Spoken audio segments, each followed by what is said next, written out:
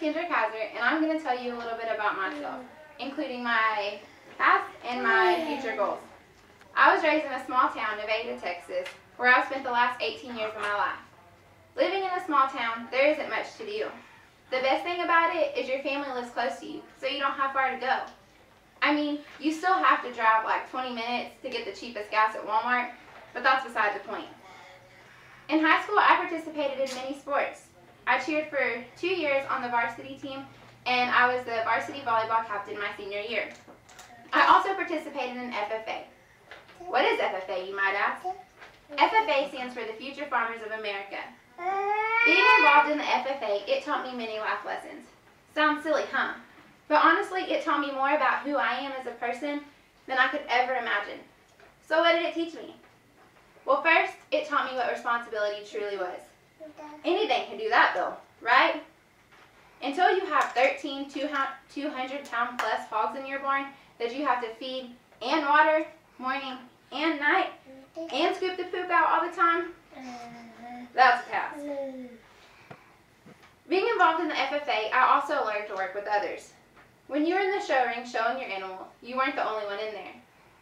You had anywhere from 5 to 30 more people in there. Which leads me to my next point. My junior year, I got my first job as a waitress. There weren't many of us from day one, so I had to work hard and work fast all the time. After about a year, I realized I needed to start focusing on my career. I needed to start focusing on what I needed to do after high school. I had always said I wanted to work with kids, so I applied at the daycare. When I got the job, I couldn't wait to start working with kids. Little did I know I would only be in the kitchen. This is when I learned that patience is definitely a virtue.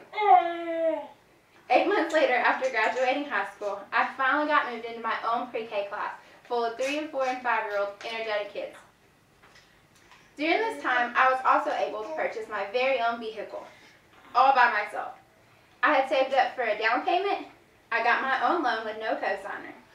After I achieved that, I realized that I could do anything I set my mind to. So that brings me to my future goals. Working with these children opened my eyes that I really need to further my career in education. So now that I've given you some insight on my past accomplishments, my current endeavors, and my future goals, I want to leave you with this. The longer you have to wait for something, the more you will appreciate it when it finally arrives. The harder you fight for something, the more priceless it'll be once you finally achieve it. And the more pain you have to endure on your journey, the sweeter arrival at your destination. All good things are worth waiting for and worth fighting for. Thanks for listening to my speech, and I hope you learned a little bit about yourself and me.